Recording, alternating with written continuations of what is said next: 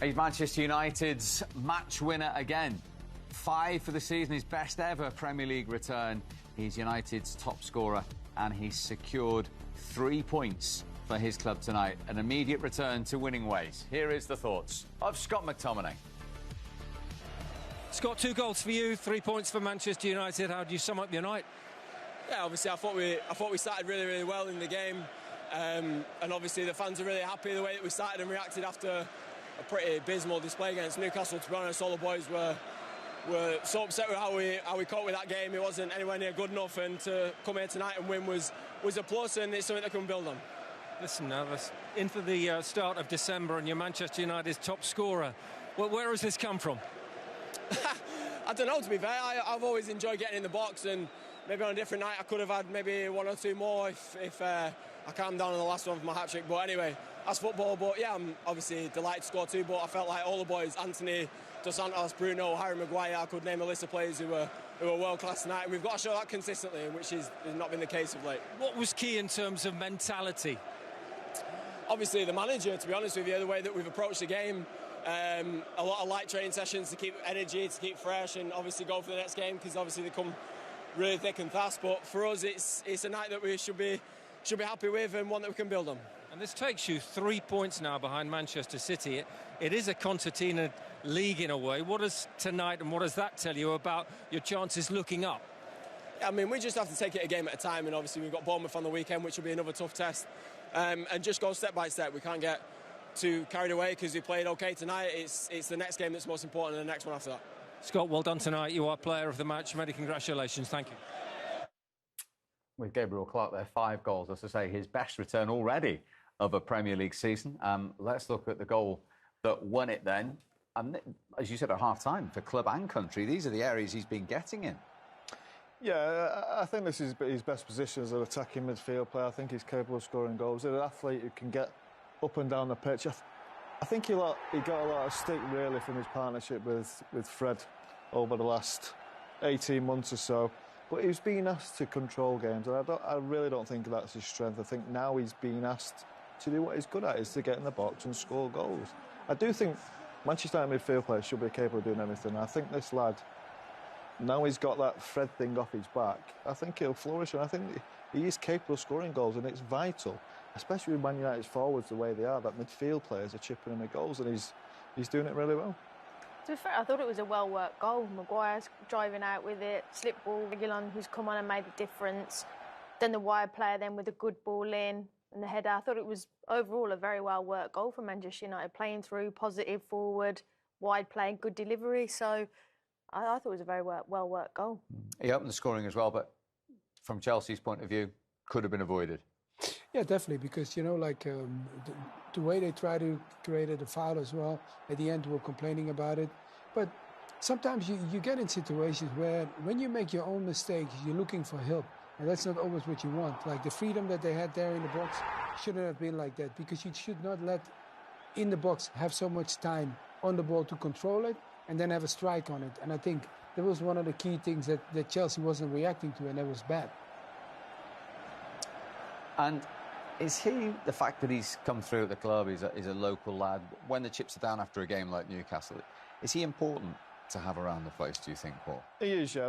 I think that's the important young young players who've been brought up by the club. I think, you know, it's bigger. It means, I'm not saying it means more, but it means standards and standards. Yeah, he'll understand the standards. He'd have been around, you know, when the team were winning stuff and standards were high. And as he said, their performance on Saturday wasn't good enough, and they wanted to bounce back from that. And tonight they did. I thought along with him, I thought Garnacho was excellent. I thought he was probably the best player on the pitch. I know he scored 2 goals and got player of the match, but I thought Garnacho tonight was excellent, and he went up another level tonight for me. You like Garnacho as a wide player tonight? Yeah, I did. But again, I'll also say about his support behind him as well. I think just having that stability, but I thought the energy of the team was much better. It was interesting there, McTominay saying the training was lighter. And then, because I don't know whether reports of running too hard in training, then fatigued in it, I don't know. But nevertheless, I thought it was interesting there. He mentioned it, that training was lighter, they had more energy. They had Saturday night off as well, didn't they? So going to be fresher, weren't they?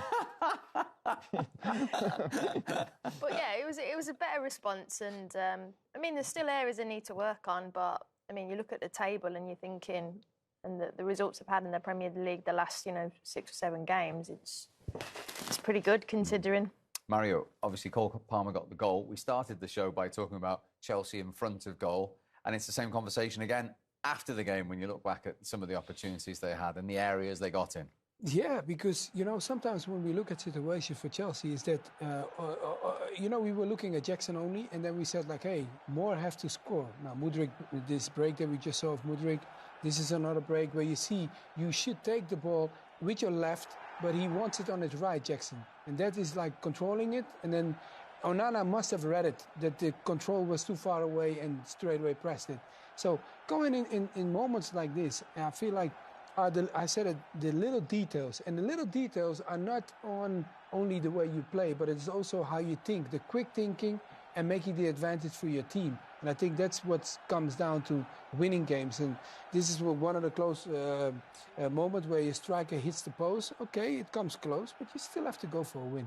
You can see Mauricio Pochettino's face there. Yeah, because you look at all those opportunities and you're thinking, how have we only come away with 1 goal here?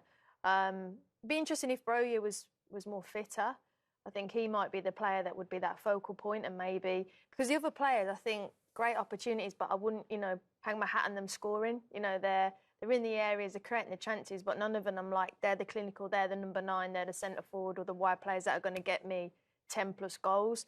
Maybe Broja's the one if he gets more game time and gets that consistency since his injury. But I think the positive side of Chelsea is they're creating those chances. They've just got to find that final piece. But they spent a lot of money. Surely they would have found that by now. So he's going to have to figure it out.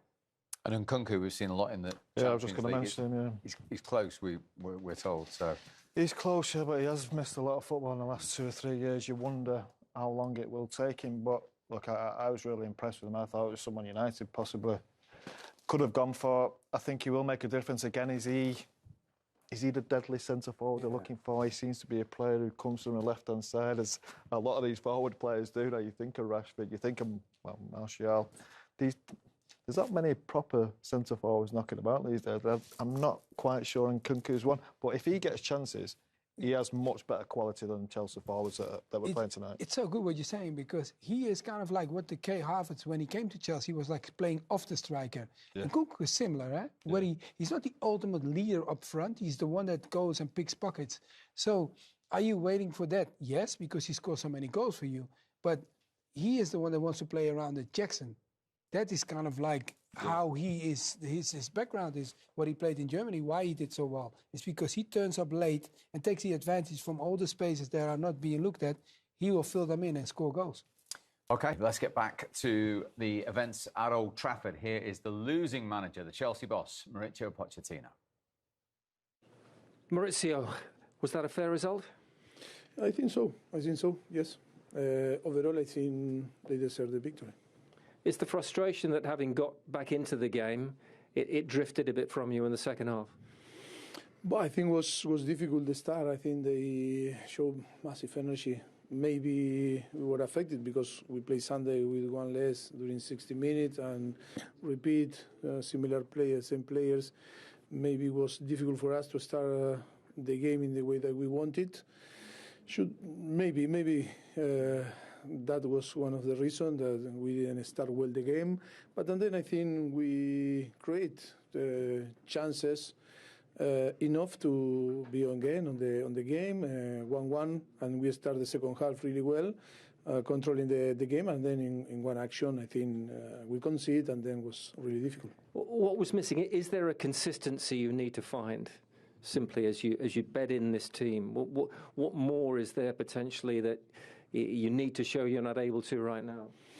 But I think it's to be all, to recover all the players and the squad full recovery, and to try to increase our level. I think it's clear that in that time, this time in a period that is really competitive, you need help. And it's true that in the last, we need to recover as soon as possible player to be competitive and to find more solution and increase our level. The one bright moment, a wonderful individual goal by Cole Palmer, the Manchester boy, real class. Yes, but we cannot put in his shoulder all the responsibility because he's really young. Came the day before to finish the market. I think he should be a player that help us not to be, and to take all the responsibility. But I think, yes, it was a good goal. This type of game, I think, is difficult to assess because how affect maybe one day more for Manchester to recover and for us to play 60 minutes with one player less. I think maybe this situation we miss a little bit of energy from the beginning and maybe on then.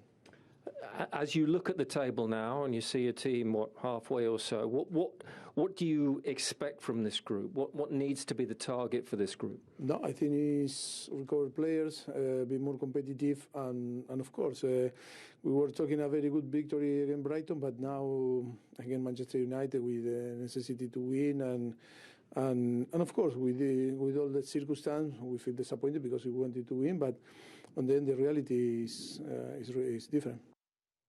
Well, the reality is, after 15 games of a Premier League season, this is the fourth lowest points total Chelsea have ever had. Do you feel, now he's had time in there, that actually this challenge from Mauricio Pochettino is probably bigger than the one he thought it was, maybe from the outside looking in, Mario?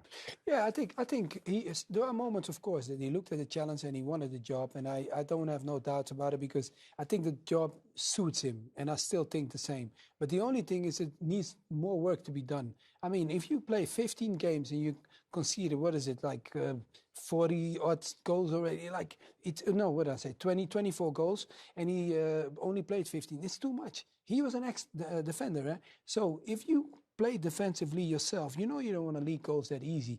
And going there at Man U, you have to understand, sometimes what we used to do, even when I was at a smaller team, playing against Mr. Here, I wanted to stay alive as long as I could. But I don't think they did that because I think they were maybe a little bit overconfident in the sense of the way they started in the beginning, because they have the talent in the team. That's not the question we're asking, but we're asking them, sit as a team and hold out. You don't have to play the most beautiful football when you go to their stadium. They have to do the job, and you just have to react to that. The answer to your question is Mauricio Pochettino was a central defender. If you speak to Michael Owen, he'll tell him he sized him down for Argentina in the 2002 World Cup. Right, back to Old Trafford is the winning manager, Erik ten Hag. Well, Erik, congratulations. The performance, the result, has everything just been right for you tonight? You can always have some complaints, but of course we are pleased with the performance and with the result, and I think we deserved it today. What about the start to the game? You really came out flying. Yes, and we wanted this. We want to give a message to the crowd as well, but it's also, that is our way of play. We want to play proactive and we want to play brave, and that is what our side is and what our style is. And I think in the first 30 minutes we got that perfect on the pitch. You nearly got caught out at the other end as well, but is that all part of the style that you want? It's a little bit scary at times, but it works. I think it was necessary to concede that goal. It was a moment of switching off. So yeah, we have still steps to make. We have moments where we're switching off. It's not possible, but yeah, there we have to progress. But I think we are going really in the right direction, and this team will be good, and this project will be good. So we keep going. You've said that consistently, the direction, the project. How do you switch off to all the other noise around when you're focused on the end goal? I don't care about the noise and what's going on around us. And the dressing room as well, they don't care. So when I'm sorry to say what you guys are telling, because they are used to it. Doesn't matter what you say, Paul, he doesn't care. Neither do I. No, it's a step in the right direction, he says. But yeah, they've now played Bournemouth at home, and they've struggled in some home games. Then they play Bayern in that crucial Champions League game, and then they go to Anfield. So it's a step in the right direction, but the next few weeks are going to be crucial here. Yeah, look, I think the project has stuttered somewhat in the last few months. I do think he wants to play brave football. There's brave football and there's stupid football at times. I still think when they're playing the better teams and they're playing that style of football tonight, they'll struggle. You think of playing Bayern Munich next Tuesday. if Harry Kane's in them positions that Jackson was in tonight, you're thinking there's a different outcome. Now, look, he's got the win. Look, we don't want to moan, they beat Chelsea at home, which is difficult. And going forward, he likes to play the same team all the time. But once he finds a way and at a settled team, he will carry on with it. I think tonight, after watching that, winning the game, I hope he doesn't get too influenced by tonight, because against a better team, with better centre-forwards, I just said, I think it would have been a difficult and long night tonight. So, going forward, there's still a lot of work to do, I think. I think the way he wants to play, I think he wants that one holding midfield player and almost the rest of them go. But when you do that, I think you need to have a special back four. You need to have two centre-backs who are high up the pitch, are strong, are capable, can win the ball, and they haven't quite got that. Thank you very much indeed for your company, Paul, Karen and Mario. Another dramatic evening in the Premier League and very different reflections on the two sides of Manchester. From the four of us, we'll see you soon.